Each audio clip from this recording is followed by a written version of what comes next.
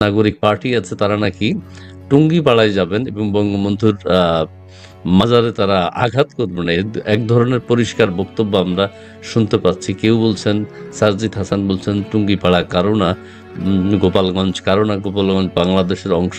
বাংলাদেশের অংশ তো আমরা সবাই জানি, কিন্তু তারা কি করতে চাচ্ছেন সেটি তাদের যে ধারাবাহিকতা আমরা দেখতে পাচ্ছি, যে শুরু থেকে গত 11 মাস 10 মাস যাবৎ যে ভাঙচুর নৈরাজ্য বাংলাদেশে চলছে, তারই ধারাবাহিকতা এখনো আছে। আমরা আমাদের সাথে এরই মধ্যে অনেকে যুক্ত হয়েছেন, আমি এই ফাঁকে কিছু কথা বলেছি, আপনারা যারা যুক্ত হয়েছেন লাইভটি একটু শেয়ার করে দেবেন। আমরা সেই বিষয়টি নিয়ে এখন কথা বলতে চাই। আমাদের আজকের অতিথি, আবারও বলছি, অ্যাম্বাসেডর হারুন আল রশিদ। তিনি বলবেন বাংলাদেশে কি হতে যাচ্ছে। আচ্ছা, আপনার কাছে প্রথম প্রশ্ন না, আপনার মতামত জাস্ট শেয়ার করবেন দর্শকদের সাথে। আপনি কি ধরনের উৎকণ্ঠার মধ্যে আছেন, অথবা আপনার কি ভালো লাগছে কিনা, অথবা বাংলাদেশে যে নৈরাজ্যকর পরিস্থিতি চলছে সেটা আর কতদিন চলবে? জি প্লিজ। প্রথম কথা হলো, আমি খুবই অপমানিত বোধ করছি। কারণ হলো, দেখুন, গত বছরের জুলাই আগস্ট মাসে যে ঘটনাটা ঘটে গেল, এই ধরনের অপরাধ বাংলাদেশে আগে কখনো হয়নি। বাংলাদেশে আগে অনেকবার সরকার বদল হয়েছে, গণ আন্দোলনের মাধ্যমে সরকার বদল হয়েছে। আমরা 90 সালে দেখেছি, আমরা 2006 সালে দেখেছি, বিশেষ করে এই দুই, এবং এমনকি আপনার 95-96-এও 96-এর ইলেকশনের আগে, মানে ইলেকশন 96-এ তো দুইটা জাতীয় নির্বাচন হলো, ওই দুটো নির্বাচনের আগেই অনেক ধরনের আন্দোলন আমরা দেখেছি। প্রত্যেকটা আন্দোলনে গণমানুষের সেখানে সরাসরি আপনার অংশগ্রহণ ছিল, এবং এই ধরনের ষড়যন্ত্রের কথা কখনো শোনাও যায়নি। সেটা ছিল না যে বিদেশিরা টাকা ঢেলেছে, দেশিরা টাকা ঢেলেছে, জঙ্গিরা টাকা ঢেলেছে, জঙ্গিরা অর্গানাইজড হয়েছে। বছরের পর বছর অনলাইনে কিছু জঙ্গিকে ছেড়ে দিয়ে পিনাকি, ইলিয়াস, তারপরে আপনার কনক সারোয়ার, ফরহাদ মজহার, এরকম নানান টাইপের জঙ্গিদের প্রোপাগান্ডা এবং অর্গানাইজ করা। বিদেশিরা, ইউএস এর প্রেসিডেন্ট ডোনাল্ড ট্রাম্প তো সরাসরি বলেছেন যে $29 মিলিয়ন সেখান থেকে বাংলাদেশে এসে সরকার বদলের জন্য, এবং কারা কারা টাকা নিয়েছে এবং যারা ষড়যন্ত্র করেছে সে জঙ্গিরাও স্বীকারোক্তি দিয়েছে।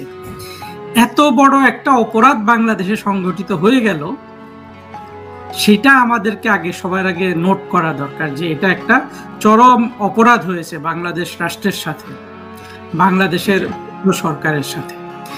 এত বড় অপরাধ হওয়ার পরে অপরাধকারীরা স্বীকার করছে অপরাধ করেছে, যারা ষড়যন্ত্র করেছে তারা সেটা স্বীকার করছে।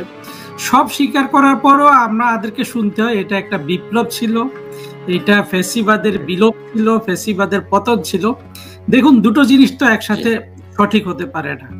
একটা ছিল অপরাধ, ষড়যন্ত্র, যারা অপরাধ করেছে, যারা ষড়যন্ত্র করেছে সবাই স্বীকার করেছে, একেবারে কোনো পক্ষ কিন্তু বাদ দেয়নি। সেই ইউনুস নিউ ইয়র্কে জঙ্গি মাহফুজকে পরিচয় করিয়ে দিয়েছে যে এটা একেবারে প্ল্যান্ড, হ্যাঁ, মাস্টার মাইন্ড, আর এটা একটা ম্যাটিকুলাসলি প্ল্যান্ড একটা ষড়যন্ত্র ছিল, তারা নিজেরাই বলেছে।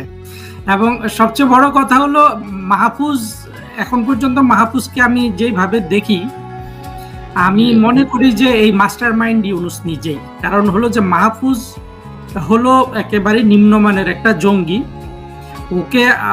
ওকে ইউনুসরা এইভাবে উপরে তুলেছে যে আপনি দেখবেন আমাদের ঘরের কোনো বাচ্চাকে, যদি 3 মাস বা 3 বছরের বয়সের একটা বাচ্চাকেও যদি আমরা প্রতিদিন বলি যে এর মধ্যে একটা কোনো ধরেন সুপার ন্যাচারাল পাওয়ার আছে, আপনি একটা 3 বছরের বাচ্চাকে 1 মাস নিয়মিত শুধু বলুন তার সামনে, ওইভাবে আচরণ করুন, 1 মাস পরে আপনার বাচ্চাকে আপনার মনে হবে যে না, এর মধ্যে একটা সুপার ন্যাচারাল পাওয়ার আছে।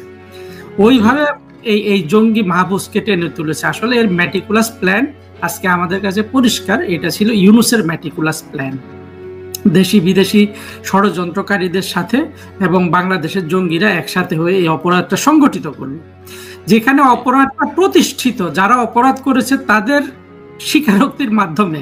তারপরে তো এখানে আর কোনো ধরনের এটা কোনো ধরনের সরকার পরিবর্তন ইত্যাদি, এবং এখানে মানুষের, আমি অবশ্যই বলবো যে কিছু মানুষের অবশ্যই সেখানে অংশগ্রহণ ছিল, ছিল কারণ হলো তারা বাংলাদেশের বেশিরভাগ নাটক সিনেমা যারা করে এদেরকে কিনে ফেলেছে, গান যারা গায় তাদের কিনে ফেলেছে, এদের সবাইকে রাস্তায় টাকা দিয়ে নামিয়ে দিয়েছে। এবং এই সব বেশি যে আজকে যে আমরা ফারুকি দেখি, ফারুকির স্ত্রী তিশা দেখি, এগুলো সবই তো এই পয়সা খেয়েছে, তাই না? খেয়ে এরা এই অপকর্মটা করেছে। সুতরাং এই ধরনের একটা অপরাধ যেহেতু বাংলাদেশের সামনে একেবারে উন্মুক্ত হয়ে গেছে, সেখানে মানুষ তারপরেই কিন্তু দেখেন, আজকে আপনি যদি বাংলাদেশের মানুষের পালস ফিল করার চেষ্টা করেন, আপনি দেখবেন বাংলাদেশের আজকে কম পক্ষে আপনি একটা এই নির্বাচনই তো করেছিল জঙ্গিরা সারা জীবন। আজকে আপনি একটা সুষ্ঠু নির্বাচন করেন, দেখবেন আওয়ামী লীগ 60 থেকে 70% একেবারে ভোট পেয়ে কিন্তু নির্বাচিত হয়ে যাবে। সুতরাং আমি মনে করি মুক্তিযুদ্ধের পক্ষের শক্তি যেটা আমরা দেখেছি প্র্যাকটিক্যালি আওয়ামী লীগ ছাড়া, আর ওনাদের আওয়ামী লীগের যে সহযোগী 14টা দল ছিল, 12-13টা দল, এরা ছাড়া বাংলাদেশের আসলে মুক্তিযুদ্ধের পক্ষের শক্তি আর কাউকে বলা যাবে না। যারাই গত বছরের জুলাই আগস্টে জঙ্গি উত্থানের সাথে সম্পৃক্ত হয়েছে, সেই আপনি যত বাম ডান যাই বলুন না কেন, এরা কিন্তু বাংলাদেশের সংবিধানের সাথে, বাংলাদেশের চেতনার সাথে এরা বিশ্বাসঘাতকতা করেছে। এদের ভবিষ্যৎ অন্ধকার, এবং এরই প্রেক্ষাপটে এখন আজকে এটা ভাঙছে, কালকে সেটা ভাঙছে, এবং এর সকল দায়িত্ব কিন্তু সেনাবাহিনী প্রধান নিয়েছিলেন। এখন সেনাবাহিনী প্রধানকে আমাদের হয়তো ভবিষ্যতে কোনোদিন জিজ্ঞেস করতে হবে যে আপনি সকল দায়িত্ব নিয়েও আপনি নিষ্ক্রিয় থাকলেন কেন? হ্যাঁ, আপনি তো সকল দায়িত্ব বলতে তিনি হয়তো তার মন থেকে ঠিকই বলেছেন, যে দায়িত্ব তিনি নিতে চেয়েছেন সেটাই বাস্তবায়িত হচ্ছে, যেটা নিয়েছেন সেটাই হচ্ছে। দেশে ভাঙচুর, জ্বালাও পোড়াও সেটা তিনি চেয়েছেন, সেটাই ঘটিত হয়েছে।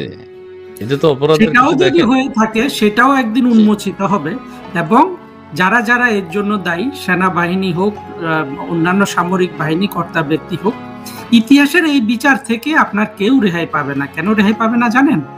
একটা দেশকে এইভাবে আঘাত করার কোনো উদাহরণ কিন্তু আমার দৃষ্টিতে নাই। আমি প্রচুর ইতিহাস পড়েছি, আমি বিশ্ব ইতিহাস পড়া মানুষ। আমি কিন্তু কোথাও দেখি না যে একটা দেশকে একেবারে দেশের মেরুদণ্ডের উপর এই ধরনের একটা ষড়যন্ত্র করে আঘাত করা, এটা অভ্যন্তরীণ শত্রু দ্বারা। এইরকম ইতিহাস খুব বিরল, আমি স্মরণও করতে পারছি না। অভ্যন্তরীণ জনাব হারুন, আমি আরেকটা প্রশ্ন করি। অভ্যন্তরীণ লোকজন নিজের অভ্যন্তরীণ বিষয় নিয়ে এরকম ডিজাইন, এরকম ম্যাচাকার আপনি আর দেখেননি বলেছেন, ঠিক আছে, কিন্তু এটাও তো একটা দৃষ্টান্ত হতে পারে যে বাংলাদেশ থেকে প্রথমবারের মতো শুরু হলো এই ধরনের একটা ম্যাটিকুলাসলি ডিজাইন। এই ধরনের যে ভাঙচুর, জ্বালাও পোড়াও, যারা যেটা চেয়েছে তারা তা করছে এবং তারা সফল হচ্ছে। এবং শেখ হাসিনা বিগত প্রধানমন্ত্রী শেখ হাসিনা যে বলেছেন যে বাংলাদেশে একটা নৈরাজ্য সৃষ্টি হবে উইদাউট আওয়ামী লীগ, বাংলাদেশে ভাঙচুর হবে, জ্বালাও পোড়া হবে, বাংলাদেশের স্বাধীনতা অক্ষুণ্ণ থাকবে না, বাংলাদেশের সার্বভৌমত্ব নষ্ট হবে। আপনি কি সেটারই বহিঃপ্রকাশ এখন দেখতে পাচ্ছেন? আমি মনে করি যে না, আমার মনে হয় না প্রধানমন্ত্রী শেখ হাসিনা এতটা হতাশার কথা বলেছেন। আমি যেটা বুঝি, দেখুন পুরো জিনিসটা একটা না, আমি আগের কথা বলছি। তিনি যখন প্রধানমন্ত্রী ছিলেন তিনি তো বলছেন বাংলাদেশের স্বাধীনতা, বাংলাদেশের সার্বভৌমত্ব, বাংলাদেশের ভূখণ্ড ধ্বংস হবে যদি অন্য কেউ সেটার প্রতিক্রিয়াই তো এখন আমরা দেখতে পাচ্ছি। সেই কথার প্রেক্ষিতেই তো আমরা তো তখন বিশ্বাস করি নাই, কিন্তু এখন তো দেখছি যে না, তিনি যেটা তখন বিশ্বাস করিনি, তখন আমরা বিশ্বাস করিনি, দেশের মানুষও বিশ্বাস করেনি, আওয়ামী লীগের লোকজনও বিশ্বাস করেনি, যারা দল করেন সরাসরি তারাও বিশ্বাস করেনি, কিন্তু ঘটনা তো তাই হচ্ছে এখন। জি, আসলে দেখেন বাংলাদেশের পালসটা প্রধানমন্ত্রী শেখ হাসিনার মতো কেউ কিন্তু কখনো রিড করতে পারেননি, এবং উনি কিন্তু সবকিছু ভবিষ্যৎবাণী করেই দিয়েছিলেন। তো সেটার সাথে এখন যেটা আমরা দেখছি যে বাংলাদেশকে যেভাবে আপনার যে অপরাধটা বাংলাদেশের উপর করেছে, সেই অপরাধ বাংলাদেশের মানুষ কিন্তু বুঝে ফেলেছে। আর বাংলাদেশের মানুষ বিভিন্ন সময়ে ভুল করেছে, বিভিন্ন সময় সঠিক সিদ্ধান্ত নিয়েছে, কিন্তু এখানে কয়েকটা আশার দিক হলো, দেখেন এই ইউনূসের নেতৃত্বে বাংলাদেশটাকে এত অপমানের মধ্যে পড়বে, এত তাড়াতাড়ি এত ধরনের ষড়যন্ত্র সে করে ফেলবে, এবং সে ক্ষমতা গ্রহণ করার সাথে সাথে আপনার দেখেন সে কত হাজার কোটি টাকা নিজের আয়ত্তে সে নিয়ে নিল। হ্যাঁ, একটা দেশের সাথে এই ধরনের প্রতারণা করার সাথে, আপনি দেশ বাদ দেন, একটা গোটা 18 কোটি মানুষের সাথে এত বড় একটা অন্যায় করার পরে যদি কেউ ভাবে যে এই অপরাধের শাস্তি সে পাবে না, সেটা হবে না। এখন যেটা করছে এই যে আমাদের সাইফুল্লাহ সাহেব বিভিন্ন তার একটা মতামত পড়ে বিশ্ব ইতিহাস গড়ে হাসিনার, এই বিশ্ব ইতিহাস পড়ে হাসিনার দালালি যারা যা করে তারা ইতিহাস পড়ে কি শিখেছে, মানে যারা করে তারা ইতিহাস পড়ে কি শিখেছে সেটা নিয়ে সন্দেহ আছে। শেখ হাসিনার দেশের স্বাধীনতা ইন্ডিয়ার কাছে বিকিয়ে দিয়েছেন। এই যে আবার নতুন প্রসঙ্গে, এই প্রসঙ্গে তো আপনি মনে হয় অনেকক্ষণ কথা বলতে পারবেন। হ্যাঁ, শেখ হাসিনা যে বাংলাদেশকে ভারতের কাছে বিক্রি করে দিয়েছে, এই ইস্যুটা নিয়ে আমাদের আসলে পুরো দেশের মধ্যে আমি মনে করি ঘন্টার পর ঘন্টা আলোচনা হওয়া উচিত। একটু বেচা কেনা নিয়ে কথা বলেন, একটু কথা বলেন ভাইকে, একটু বলেন কি বিক্রি হয়েছে, দলিল কোথায়। আমি আপনার আগের প্রশ্নে ফিরে আসবো। দেখুন জি, প্রথম কথা হলো, আজকে তাইলে আমাকে একটু সময় দেন, আমি একটা প্রতিবেশী রাষ্ট্রের সাথে কি ধরনের সম্পর্ক হওয়া উচিত সেটা নিয়ে মানে কিছু উদাহরণ দিই। ইউরোপে আমি প্রায় 10 বছর চাকরি করেছি। ইউরোপের অবস্থা ভিন্ন। ইউরোপে প্রতিবেশী দেশগুলো প্রত্যেকের সাথে প্রত্যেকের আপনার সুসম্পর্ক আছে। এছাড়া বিশ্বের অন্যান্য জায়গায় আপনি সাউথ ইস্ট এশিয়াতে যান, প্রত্যেকটা দেশের সাথে প্রত্যেকটা দেশের কিছু কিছু সমস্যা আছে। আপনার থাইল্যান্ডের সাথে মালয়েশিয়ার সমস্যা আছে, মালয়েশিয়ার সাথে ইন্দোনেশিয়ার সমস্যা আছে। আপনি মনে করেন যে কানাডার সাথে ইউএস এর সম্পর্ক আমি আপনি একভাবে ফিল করতে পারি। আমার সৌভাগ্য হয়েছিল, আমি কিন্তু আবার যুক্তরাষ্ট্রের অন্য প্রান্তে যে দেশটা আছে মেক্সিকো, সেখানে আমি 3 বছর চাকরি করেছি। সুতরাং এই জিনিসগুলো এইখানে, সুতরাং দেখা যায় প্রত্যেকটা দেশ, বিশেষ করে বড় দেশ ছোট দেশ যদি পাশাপাশি থাকে, ছোট দেশের মানুষরা এক ধরনের আপনার সন্দেহের চোখে বড় দেশটাকে দেখে। কিন্তু কোথাও আমরা দেখি নাই যে এই দেশ বিক্রির আপনার এই ধরনের অভিযোগ এবং প্রতিক্ষণ মানুষকে ঘৃণা করতে হবে, যে অন্য দেশের মানুষকে ঘৃণা করতে হবে। এটা কেন হয়েছে জানেন? এটা হয়েছে বাংলাদেশ যেহেতু 1975 সালে বঙ্গবন্ধুর হত্যার পর থেকে বাংলাদেশে যে মৌলবাদের বিস্তার লাভ করেছে, যে মৌলবাদ শুধু ঘৃণার বিস্তার করেছে, মানুষদেরকে শেখানো হয়েছে যে হিন্দুদের ঘৃণা করতে হবে, ভারতকে ঘৃণা করতে হবে।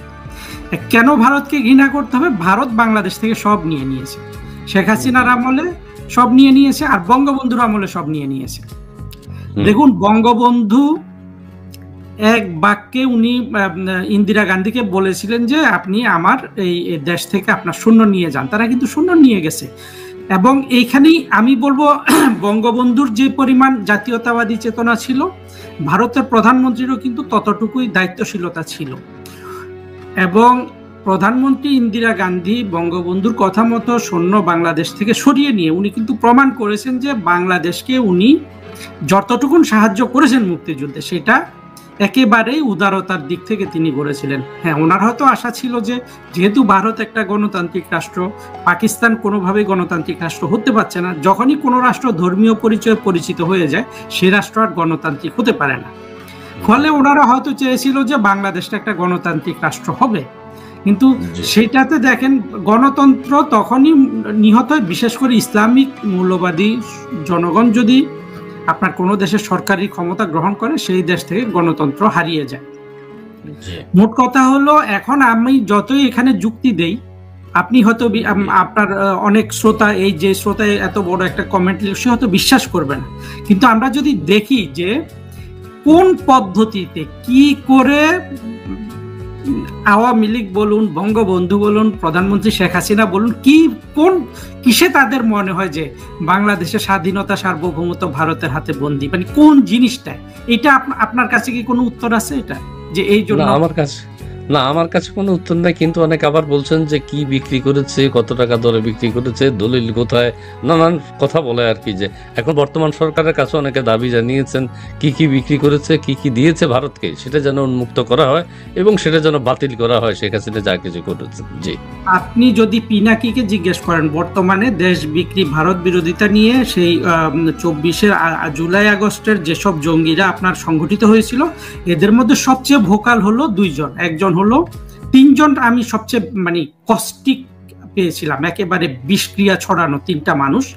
এক ছিল আপনার পিনাকি, 4জন অ্যাকচুয়ালি, 3জন বাইরে থেকে করেছিল, মাহমুদুর রহমান, পিনাকি ইলিয়াস দেশের বাইরে থেকে, আর জাহেদুর রহমান নামে এক জঙ্গি, ডাক্তার জাহেদ একেবারে দেশের ভেতর থেকে। আপনি দেখেন, শুধু আপনি যদি ডাক্তার জাহেদ যেই পরিমাণ বিষাক্ত কথাবার্তা বলেছে বাংলাদেশের ভেতরে বসে, প্রধানমন্ত্রী শেখ হাসিনা রাষ্ট্র ক্ষমতায় থাকা অবস্থায়, শুধু ওই জিনিসটা যদি আমরা বিদেশের যেসব দেশ প্রধানমন্ত্রী শেখ হাসিনার আমলে মানবাধিকার নাই, আপনার এই যে কথা বলার অধিকার নাই, এই কথাগুলোর ক্ষেত্রে শুধু এই দুটো জিনিস যদি দেখায়, জঙ্গি জাহেদের ভিডিওগুলা যদি দেখাতে পারে, শুধু যে দেখেন এই কথাগুলা এই ছেলে বলেছে, কি বলেছে, শেখ হাসিনাকে কি বলতে সে বাকি রেখেছে, দিল্লি দাসী, আরো তো কত অশ্লীল অশ্লীল কথাবার্তা তারা বলেছে।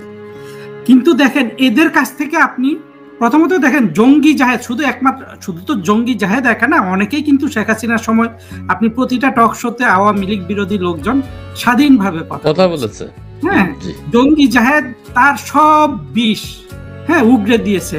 আপনি মনে করেন নুরুল কবির, তার এই লোকগুলা কিন্তু কথাই বলে বিষ বের হয়ে এদের কথার মাধ্যমে।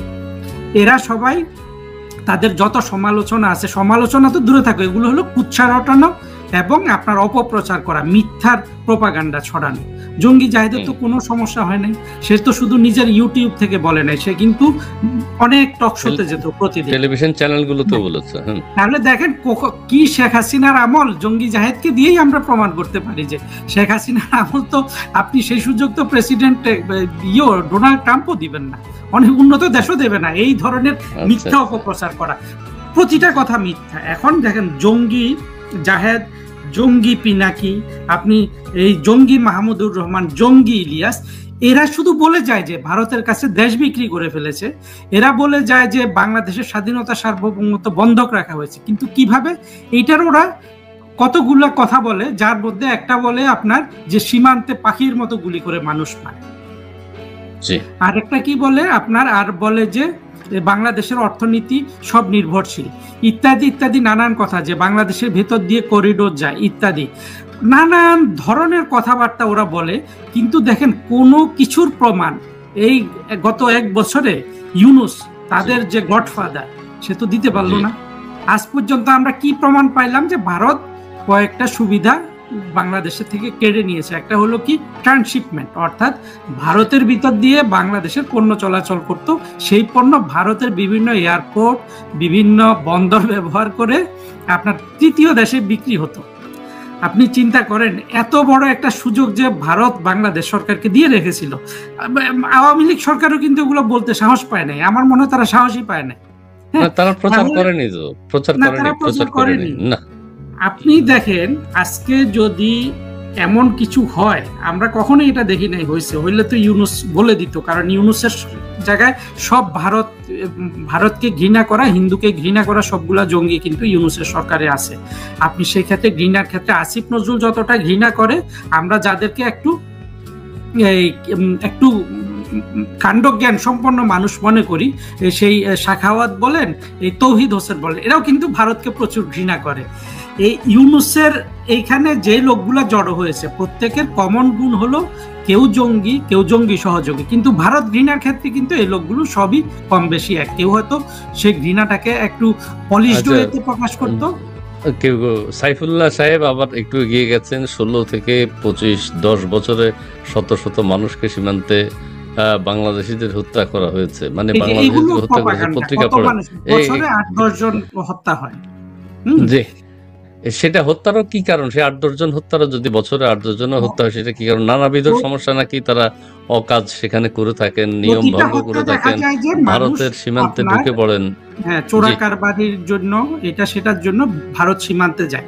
আমি হত্যাটাকে আমি জায়েজ করছি না, আমি বলছি যে হত্যা করার আসলে দরকার নেই, এটাও হয়তো ভারতের পক্ষ থেকে তাদের এই জিনিসটা আমি মানে অ্যাকসেপ্ট করছি না।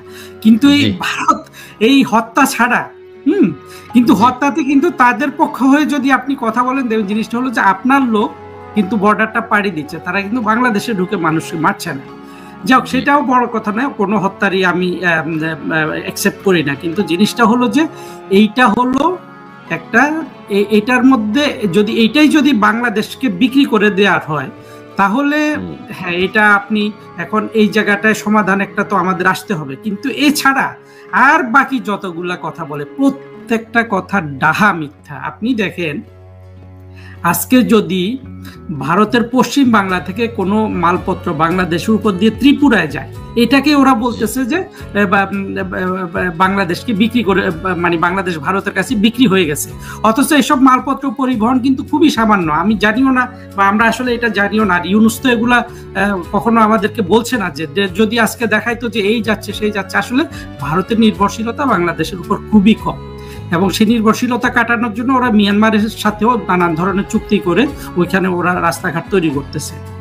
কিন্তু আমি যেটা বলতে চাচ্ছি ওই জায়গাটা আমাকে একটু বলতে দেন। এই যে বাংলাদেশকে এত একটা সুবিধা তারা দিয়ে রাখলো যে বাংলাদেশের রপ্তানিকারকরা ভারতের উপর দিয়ে তৃতীয় দেশে বিক্রি করবে।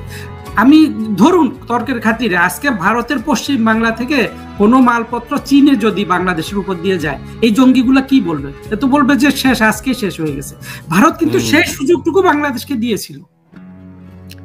তাহলে আমরা দেখি যে জঙ্গিরা যে জিনিসগুলাকে দেশ বিক্রি করে সেগুলা যদি আমরা যদি ভালোভাবে দেখি, তাহলে দেখা যাবে যে মূলত প্রধানমন্ত্রী শেখ হাসিনার কাছে ভারতের প্রধানমন্ত্রী নরেন্দ্র মোদী ভারতকে বিক্রি করে দিয়েছে।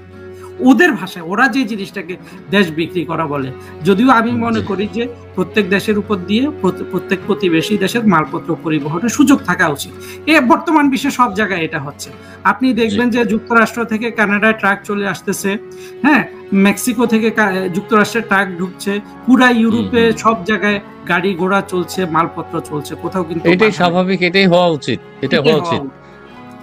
আমরা আবার আগের কথায় ফিরে আসি। আমরা ভারত থেকে এখন বাংলাদেশে আসি। ওই যে টুঙ্গিপাড়া নিয়ে অনেকে কথা শুনতে চাচ্ছে যে গোপালগঞ্জ নিয়ে কি হচ্ছে, এবং এগুলার সবকিছুর গডফাদার আপনি একজনের নাম বলেছেন। আইন শৃঙ্খলা বাহিনী কথাগুলো শুনতে পাচ্ছে আমরা, 32 ভাঙচুর অথবা সারা বাংলাদেশে যে জ্বালাও পোড়াও হত্যাকাণ্ড হয়েছে আইন শৃঙ্খলা বাহিনীর উপস্থিতিতে হয়েছে। এই কাণ্ড আপনি আর কখনো দেখেছেন? এখন বলা হচ্ছে টুঙ্গিপাড়ায় যাবে, টুঙ্গিপাড়ায় অ্যাটাক করা হবে। সেনাবাহিনীও জানে, র্যাবও জানে, পুলিশও জানে, সরকার প্রধানও জানেন। সেই ক্ষেত্রে কি করণীয়, এটাকে কি মনে হচ্ছে আপনার?